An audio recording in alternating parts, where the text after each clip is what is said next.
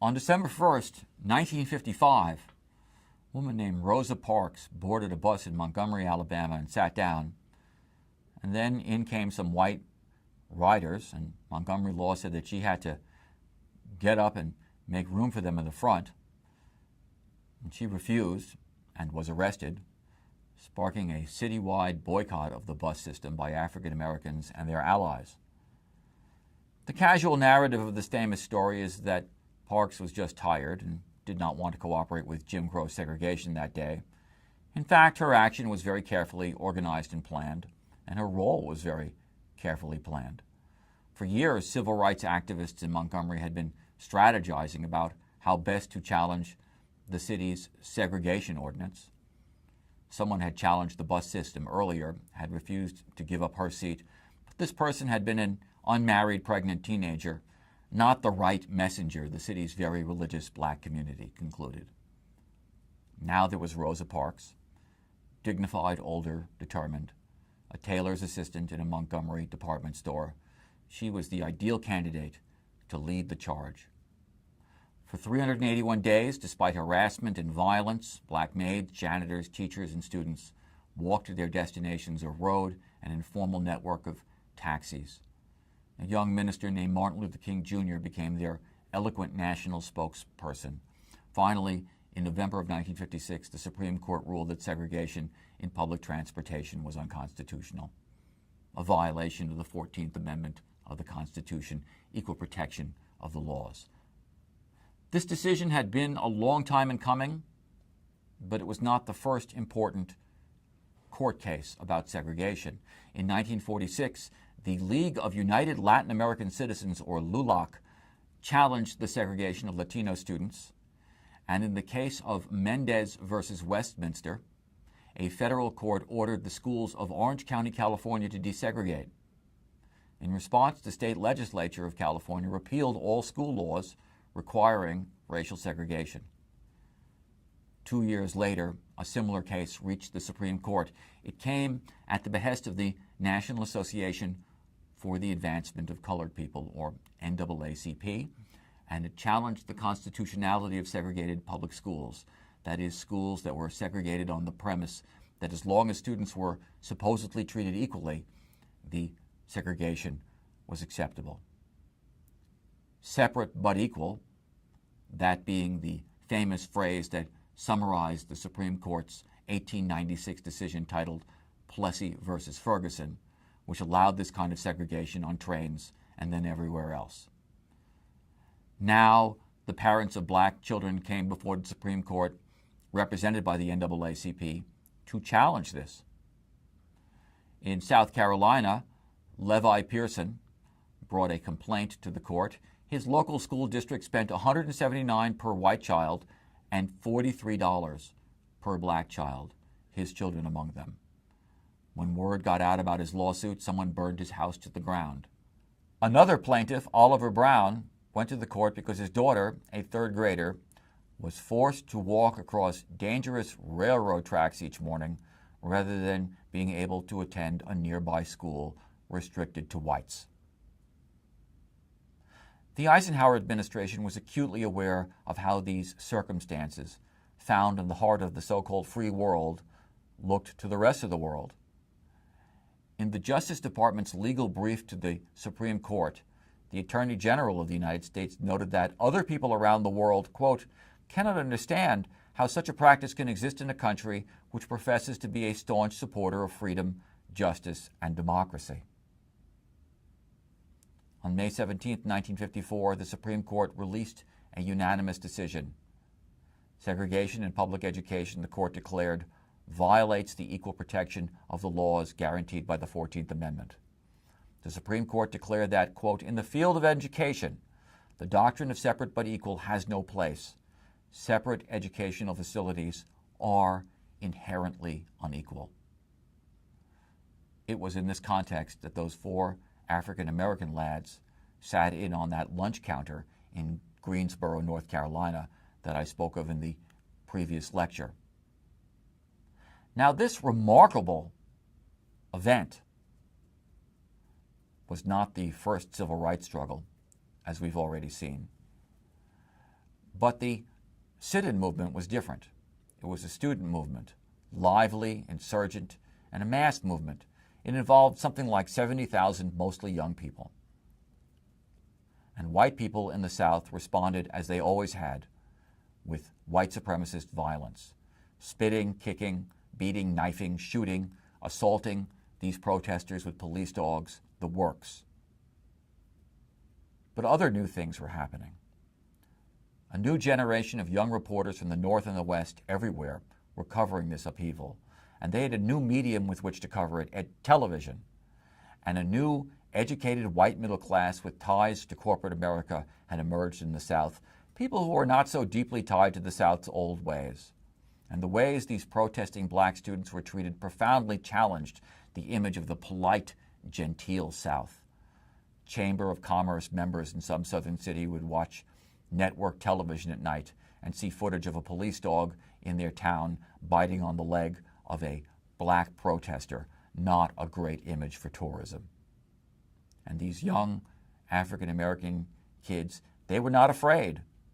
They were inspired and frustrated in equal parts by the youthful, positive rhetoric of America's new president, John F. Kennedy, with his new frontier rhetoric and his famous statements like, "Ask not what your country can do for you, ask what you can do for your country." These kids didn't have jobs to lose, reputations to protect, and they were facing a lifetime of segregation in a world supposedly full of opportunity. One reporter wrote, quote, "For the first time in our history, a major social movement shaking the nation to its bones is being led by youngsters." It was being led by youngsters because the parents of the 1940s and 50s had excelled at producing youngsters. The population rose by 20% in the 1950s, mostly through domestic procreation. And that was across all demographics. Average family size grew to 3.2 kids, and they married younger than they had in decades. Why this explosion of children? Well, I think it was because it was the safest thing Americans could do during the early Cold War. Retreat into their families and raise children, explore their private lives since public life seemed to be so dangerous. Now, there were older groups that wanted to channel all this young black activism. There was the Congress of Racial Equality. There was the NAACP. But these students were very suspicious of being co-opted. They wanted autonomy. On the other hand, there were people the students listened to. One of them was a woman named Ella Baker of the Southern Christian Leadership Conference, and she rounded up a lot of them for a conference in Raleigh and organized them into a group, the Student Nonviolent Coordinating Committee, or SNCC as it often got called. And she said to the students, this crusade has to be for more than a hamburger. And she helped guide some kind of an alliance between the students and the older groups, particularly CORE. CORE's leader, James Farmer, had long wanted to test court decisions that segregated interstate travel was unconstitutional, and thus began the so-called Freedom Riders. The Freedom Riders basically broke Jim Crow segregation rules in interstate buses. The Freedom Riders, in one instance, got to Anniston, Alabama, and all hell broke loose. Whites attacked them with tire chains. The driver frantically got them out of town, but the mob had punctured the tires. Whites followed the bus, then threw a smoke bomb into it. The passengers were forced out and beaten along the freeway. The local hospital refused to treat them. Police refused to come to the scene. All this stuff got carried on television. People all over the country learned about a 61-year-old retired professor suffering brain damage because he'd rode in an integrated bus. People saw the riders on television, and they went south to join them. The Kennedy administration saw this as well. In Montgomery, Kennedy administration observers saw 300 whites surround a small group of Freedom Riders, kicking in teeth, smashing skulls. Robert Kennedy, John's brother, was the Attorney General. He had a Justice Department official follow the Freedom Riders. The official called Kennedy on the telephone. "It's terrible," he said. "There's not a police officer in sight. People are yelling, 'Get him, get him.' It's awful." Kennedy had won his election by a very small number of votes, around 120,000 votes. He had won to some degree with fairly dubious claims. As your textbook points out, he charged that the Republicans had allowed a missile gap to develop between the USA and the Soviet Union, when in fact Kennedy knew that the U.S. far exceeded the USSR on military capacity. But his claim convinced lots of Americans that the time had come for new leadership. Kennedy scored points with a TV debate with his opponent, Vice President Richard Nixon, in 1960, in which Kennedy basically won because he looked better on TV than Nixon, who was suffering from a cold at the time. One elderly lady polled said she didn't trust Nixon. She didn't trust the look in his eye, she said to the pollster, especially the left one. Kennedy had split the South with his opponent, Richard Nixon. He was afraid to alienate Southern whites, but Kennedy also knew that he had a key constituency in the North, urban black voters, whom he had courted by expressing concerns about the recent arrest of Martin Luther King Jr. So Robert Kennedy went south and he urged the students to concentrate on voter registration, which somehow he hoped would be less confrontational. Kennedy promised to find the students foundation money for voter registration campaigns. Now, the 1960s was the golden age of unintended consequences in many ways. The Kennedys thought that voter registration would be less confrontational, and many of the students thought that too.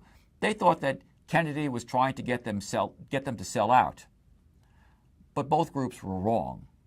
The students had never voted, but they'd experienced segregation, so they experienced that as more fundamental, basically segregation in retail stores.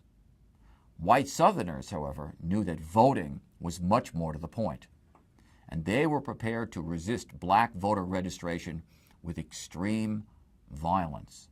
Remember that in the early part of the 20th century, black voters had been disenfranchised across the South. White people responded to voter registration with extreme fury. The Student Nonviolent Coordinating Committee sent a 26-year-old black math student from Harlem, Robert Moses, to register voters. In August of 1961, he and a few others went to Macomb, Mississippi, and they brought blacks to a local courthouse to register. Within 24 hours, he was in jail for interfering with police duties, and then he was beaten and needed stitches to stop his head injuries. His assistants were pistol whipped. One of the black men he tried to register was shot in the head. Two men who saw this and talked to the FBI were beaten and shot. When a protest march was organized by 120 high school students, a mob ran in and attacked the marchers. One Student Nonviolent Coordinating Committee worker was grabbed, his eyes were gouged, his arms beaten with baseball bats. The police arrested most of the students, put their leaders in jail for 4 months, and this reign of terror worked. Without federal protection, there would be no voter registration in the South. But now, a considerable number of white students were joining up for these activities. Most of them were from northern colleges. By April of 1962, about 30% of the attendants at the Student Nonviolent Coordinating Committee's annual conference were whites. Among these was Tom Hayden, later to become a member of California's State Assembly. Most had liberal parents. Most had been educated at liberal universities. At these universities, they took in a body of literature that represented the beleaguered left of the 1950s.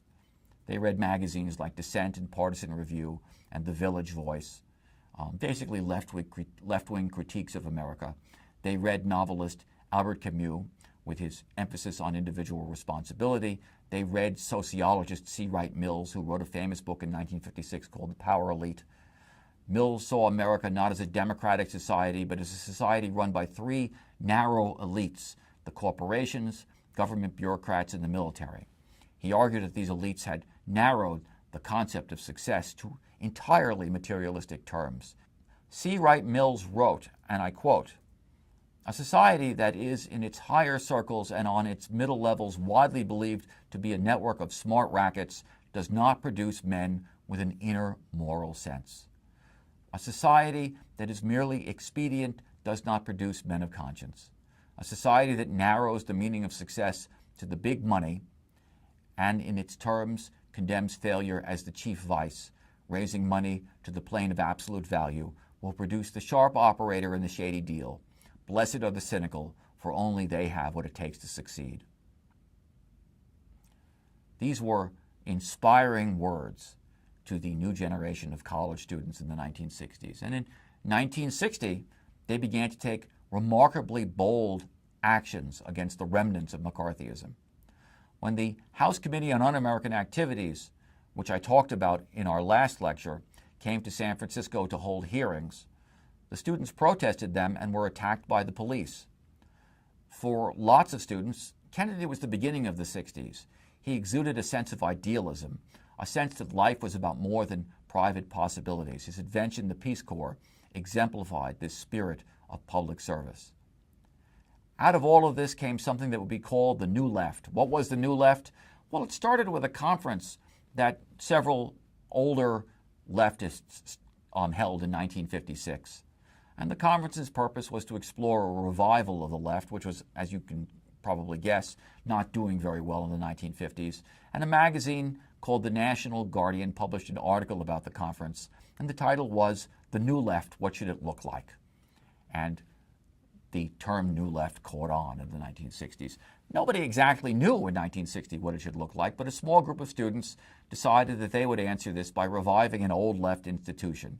It was called the Student League for Industrial Democracy, which came from the Socialist Party. It was basically the youth wing of the Socialist Party. And a student named Al Haber and his friends got the group to change its name to something more that it seemed like that students would relate to more. And so they called it Students for a Democratic Society, or SDS as it was often called. And Haber and his friends recruited a bunch of students, including Tom Hayden, who I mentioned earlier. SDS became a kind of center for campus intellectual activists, students who wanted both to do things like join the civil rights movement and to exchange and discuss new ideas. Tom Hayden, who became an important politician in California for a while, went south and got beaten up trying to register black voters. Al Haber managed the SDS national office, and in 1961, the SDS steering committee decided that they needed to articulate some kind of a general statement, a general manifesto. And so they met in Port Huron, a retreat camp for the United Auto Workers located on the shores of Lake Huron. And they were one person short of 60 people in the conference. And Al Haber came out with a 60-page position statement, and they talked about it for a while, and they voted to accept it with some revisions, and it became known as the Port Huron Statement. And it called for the world to become more democratic in a small d sense, at schools, in the workplace, on the community level, on the political level. People should have more say about their lives. Their lives needed to be about more than just working and buying stuff. And its introduction concluded, and I quote, "The search for truly democratic alternatives to the present and a commitment to social experimentation with them is a worthy and fulfilling human enterprise, one which moves us and we hope others today. On such a basis do we offer this document of our convictions and analysis as an effort in understanding and changing the conditions of humanity in the late 20th century, an effort rooted in the ancient, still unfulfilled conception of man attaining determining influence over his circumstances of life." In a sense, this statement was a break with the old left of the 1930s, the Communist Party left of the 1930s, in that the Port Huron Statement supported the existence of the private enterprise system. What these students wanted was a political system in which ordinary individuals were fundamentally participants in that private enterprise world, as full participants with equal rights, especially people of color with the right to vote, as workers in their unions, as students involved in their education, as people building new institutions such as collectives and cooperatives. By 1962, SDS probably had around 3,000 students, and most of them were focused on supporting the civil rights movement. And the main goal of the civil rights movement was getting protection from the federal government so that civil rights workers trying to register people to vote wouldn't get killed. One leader confronted the Justice Department and said, "Your failure to throw the full weight of your offices behind our attempts, black and white together, to make the real tenets of democracy is a black mark for your administration. If we are murdered in our attempts to register voters, our blood will be on your hands." The Kennedy administration wanted to avoid sending in troops. In 1962, Kennedy gave in in this instance, when the governor of Mississippi refused to obey a court order to integrate Mississippi State University. But he still appointed white supremacists to the Southern Federal Court, and his brother Bobby ordered an FBI wiretap on the phone lines of Martin Luther King Jr. To the civil rights student movement, the Kennedy administration was a very unreliable ally, and during this time, Kennedy himself was mired in various foreign policy crises and disasters, mostly related to Cuba. First, there was the Bay of Pigs invasion. On April 17, 1961, approximately 1,400 members of a CIA-supported counter-revolutionary Cuban exile force stormed the beaches of Cuba in an attempt to overthrow Cuban revolutionary leader Fidel Castro. It was a total failure. Castro knew about the attack before it happened. His troops isolated the force, bombed its supply planes, killed 100 invaders, and captured the rest. The ambassador to the United Nations lied to the UN, insisting that the invasion had not received U.S. support, which even the Central Intelligence Agency of the U.S. knew was false. Then there was the Cuban Missile Crisis. As a result of that invasion, Fidel Castro grew, not surprisingly, closer to the Soviet Union, whose leader, Nikita Khrushchev, wanted to prove to the Third World, as it was called, that he would defend new revolutionary regimes everywhere. In addition, I think that Khrushchev just kind of liked Castro. There's a lot of pictures of them together. I think that Castro just made him feel young again, like a young Bolshevik from the early 20th century. In any event, by mid-October 1962, the U.S. discovered through air surveillance that the Soviets were installing nuclear weapon delivery vehicles in Cuba. So Kennedy called for a naval blockade against Cuba, and he told the Soviets that he would regard the installations as an attack on the United States, and he gave a televised speech on October 22nd, and he said, "Our policy has been one of patience and restraint, as befits a peaceful and powerful nation which leads a worldwide alliance. We have been determined not to be diverted from our central concerns by mere irritants and fanatics. But now further action is required and it is underway, and these actions may be only the beginning. We will not prematurely or unnecessarily risk the costs of worldwide nuclear war, in which even the fruits of victory would be ashes in our mouth, but neither will we shrink from that risk at any time it must be faced."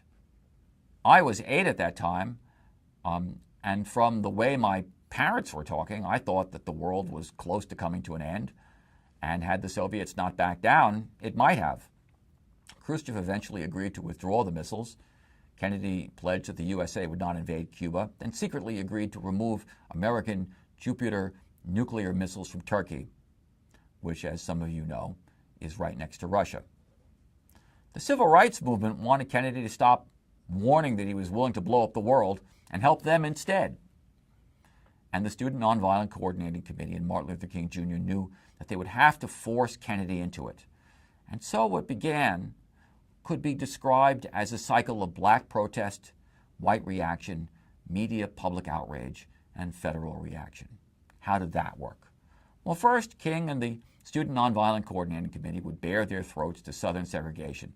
They would go into Southern towns and sit in and registered voters with students, the elderly, and even children protesters, knowing that they would be physically assaulted and worse. And second, sure enough, whites would respond with vicious violence. Most famously at Birmingham, Alabama, their police chief, Eugene Bull Connor, unleashed his forces on thousands of young marchers. Police sicked their dogs on kids and old ladies. Then the media covered it. Time, NBC, CBS, television covered all of it. People would see elderly black women and teenagers being beaten with nightsticks because they wanted to sit down and eat a Woolworth's grilled cheese sandwich with white people. On the immediate level, leading businessmen, fearing that the city was becoming an international symbol of brutality, would negotiate an end to the demonstrations by desegregating downtown stores and restaurants and hiring black workers. But even more importantly, Northern public opinion would explode. It became a crisis for every politician in America. And then, lastly, Kennedy would have no choice but to bring in federal protection, federal troops to accompany civil rights workers. On June 11, 1962, Kennedy went on television and he said, "The heart of the question is whether all Americans are to be accorded equal rights and equal opportunities." A few hours later, a member of the pro-segregation White Citizens Council shot and killed civil rights organizer Medgar Evers in Jackson, Mississippi. And a few hours after that, a bomb exploded at a Black Baptist church in Birmingham, killing 4 young girls. Kennedy responded by submitting to Congress the most far-reaching Civil Rights Act in history. And on August 28th, tens of thousands of people demonstrated in front of the White House for its passage. Now, you all know about that march because it was the march at which Martin Luther King Jr. made his famous "I Have a Dream" speech. But the Student Nonviolent Coordinating Committee's new chair, John Lewis, made a speech too. And here's what he said. "My friends," he said, "let's not forget that we are involved in a serious social revolution.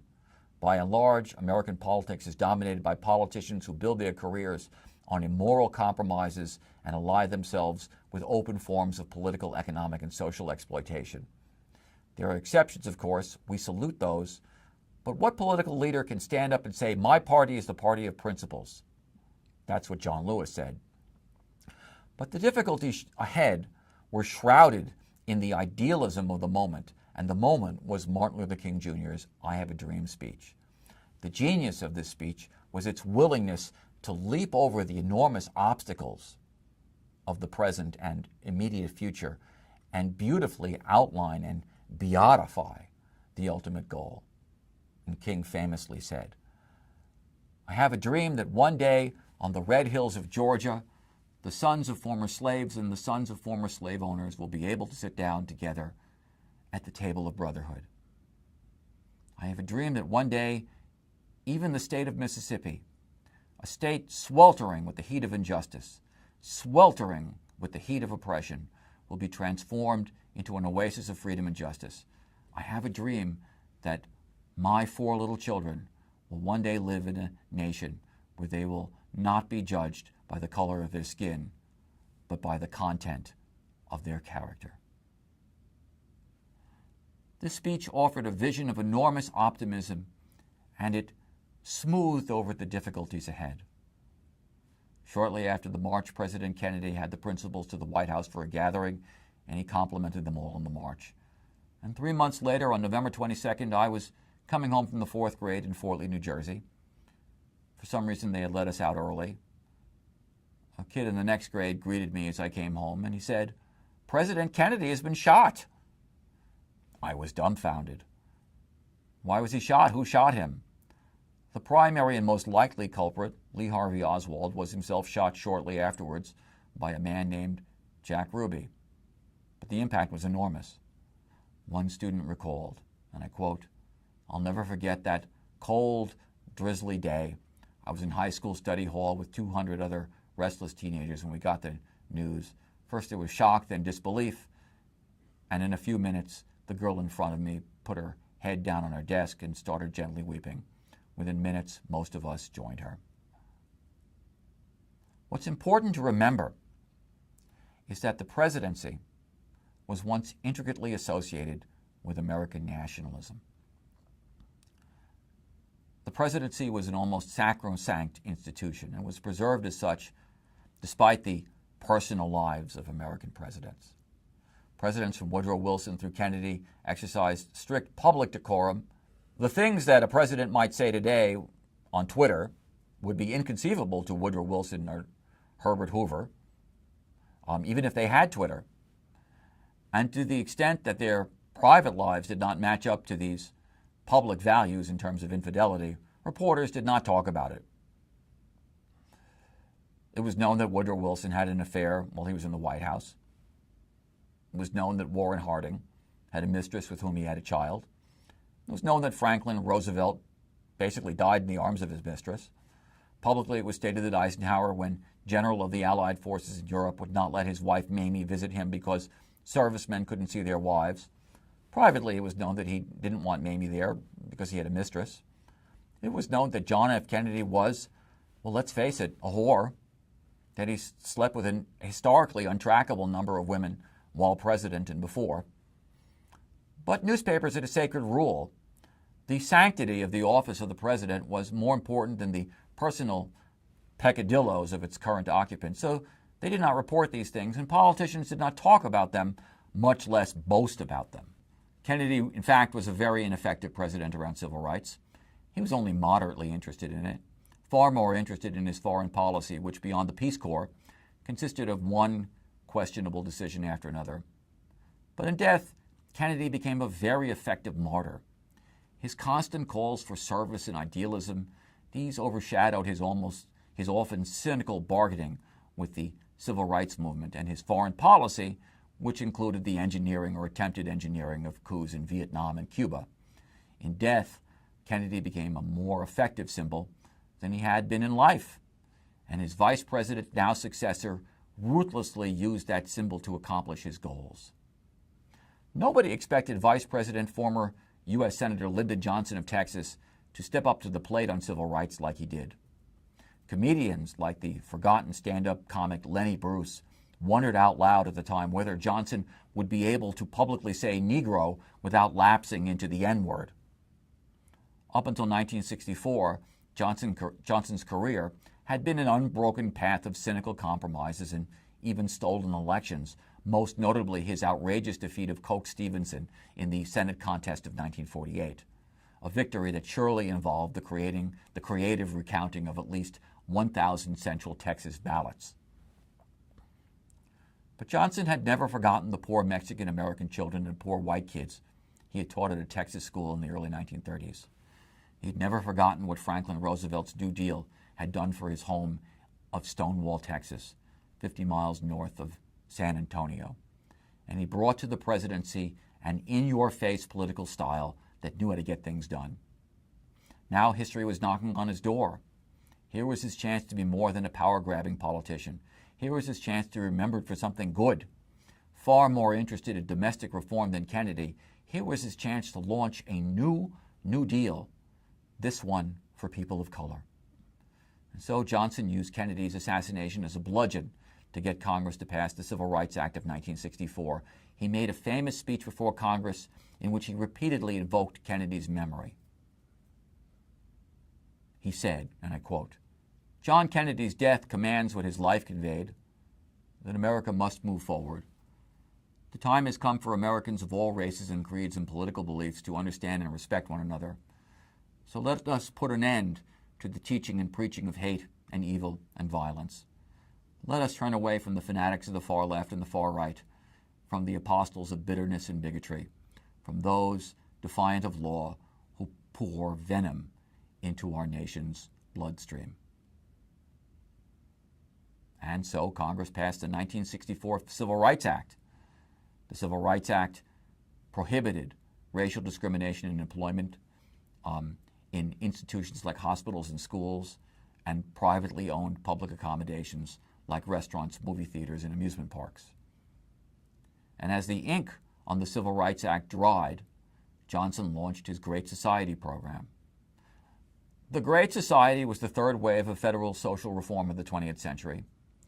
The first wave had come in the early 20th century under President Theodore Roosevelt, the second under Franklin Roosevelt's New Deal. Lyndon Johnson's Great Society programs aimed to deal with the paradox that in an age of unprecedented prosperity, 40 to 50 million Americans lived in poverty. And so Lyndon Johnson created the War on Poverty Initiative.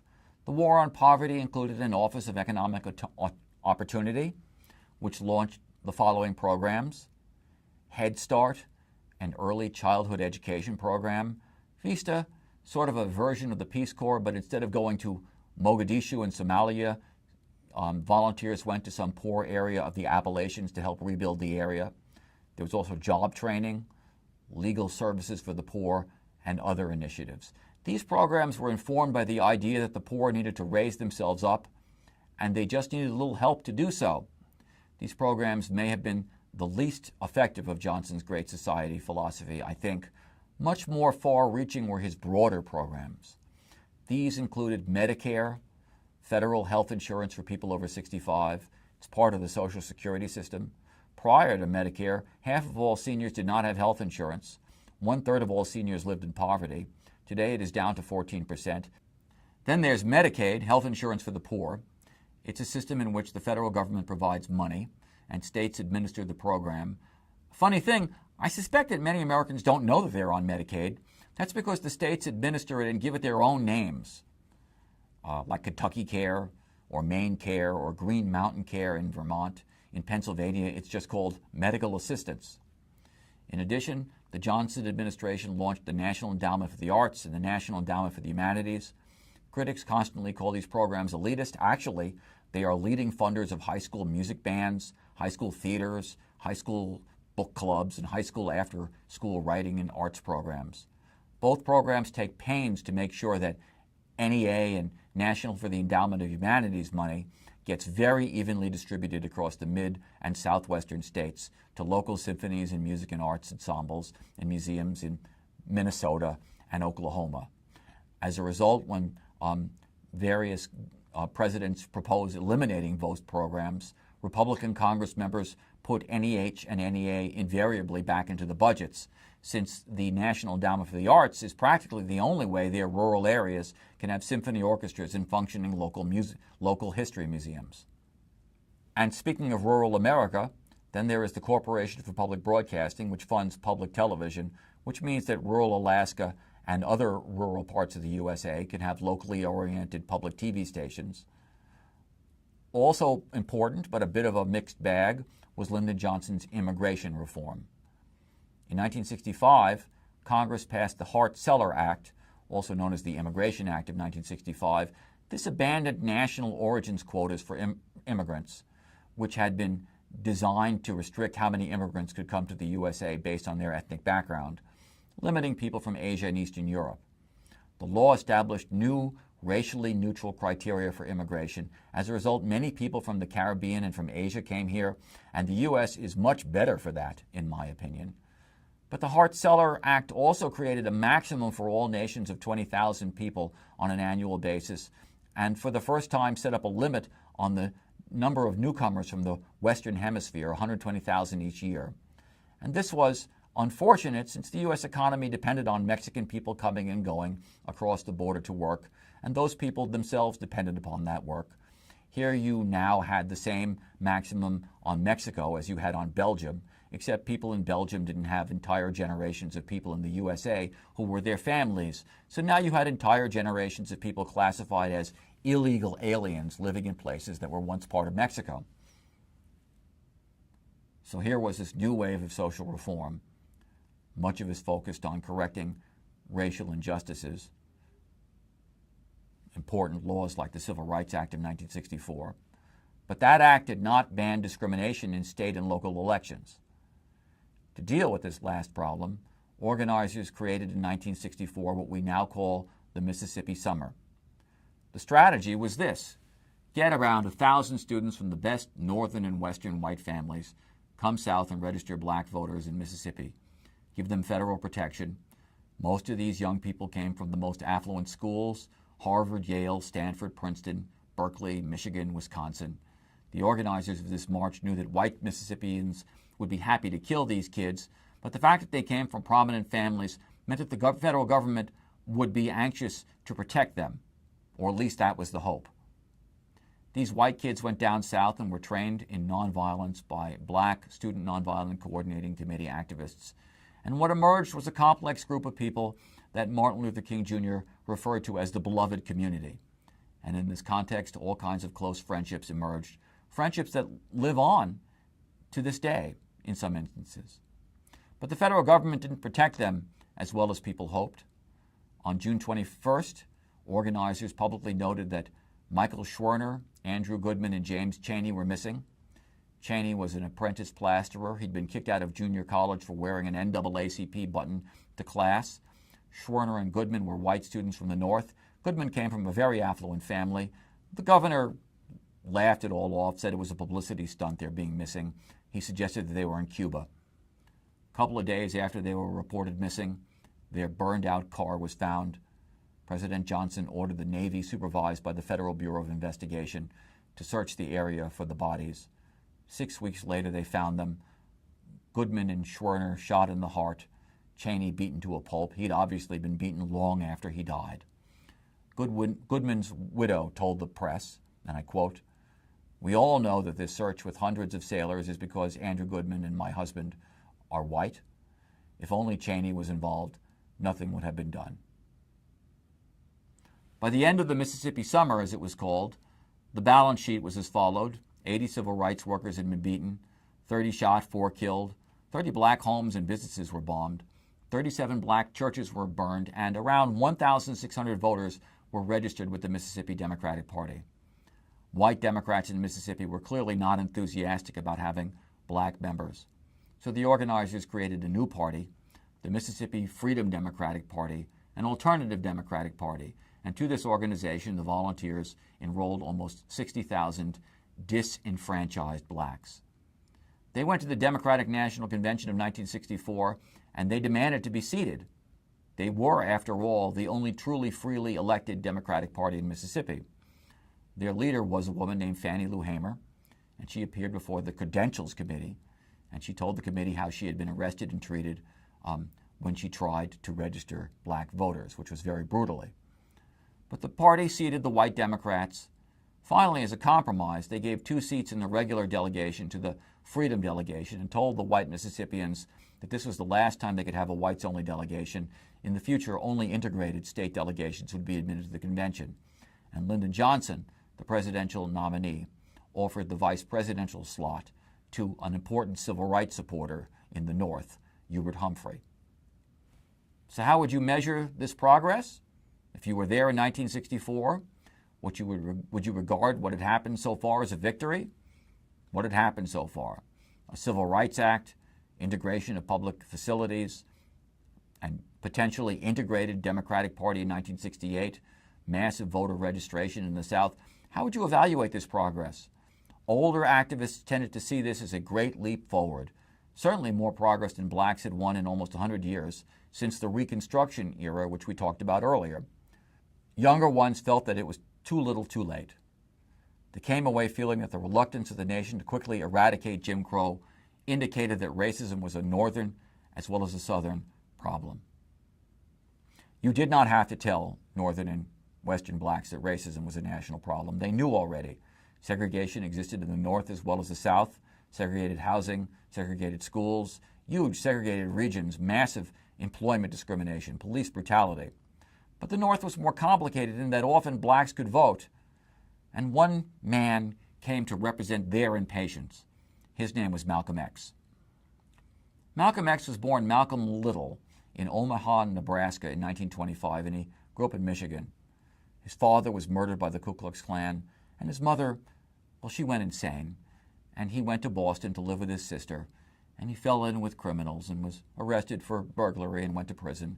And in prison, he was converted to the teachings of the Nation of Islam, a largely urban organization that championed the teachings of the Islamic faith and preached that white people were inherently evil and that black people had to rely upon themselves, upon their own businesses, their own religious faith, and own institutions. Malcolm X changed his last name from Little to X. The X symbolized the nation's argument that black people have no real last names, their last names usually coming from slaveholders. Now, since the 19th century, an ongoing debate had taken place in black America to build strength either via an inward strategy, that is by hard work and perseverance in farming and business, or to struggle for betterment through political action. Malcolm X, at that point of his life, represented this inward strategy. He became the minister of Mosque No. 7 in Harlem, and he developed a charismatic speaking style. He became very popular. But he slowly began to outgrow the nation. In 1963, shortly after the assassination of Kennedy, Malcolm X declared that this was a case of, quote, chickens coming home to roost, that is, of the violence perpetrated on blacks, hitting white people as well. Leaders of the nation who were jealous of Malcolm used the public outrage over this remark to demand his suspension. Privately, Malcolm had already begun to wonder whether the nation was really going anywhere politically. He left the nation and he went on a pilgrimage to Mecca, the Islamic Holy Land, and he began to modify his ideas. He declared that whites were not inherently evil and that the possibilities of black-white relations were more open. But Malcolm X was still very skeptical of King's nonviolent civil rights movement. He knew that although King and the Student Nonviolent Coordinating Committee didn't use violence. They relied on federal troops to come in at the last moment to help them. Still a nationalist, Malcolm X represented the far end of the impatience blacks still felt. In one way, Malcolm X was useful to mainstream civil rights leaders. They could always point to him and say, hey, you think we're extreme? But he represented a real impatience with the pace of change among northern blacks and other groups. What about those students who had gone south? They began seeing themselves as something that they vaguely defined as the movement. And that movement stood for a more open, democratic, and flexible society. And when they returned to school, they pledged to bring that spirit back home. And home, for a few of them, meant the University of California at Berkeley. And we'll talk about their movement in our next lecture.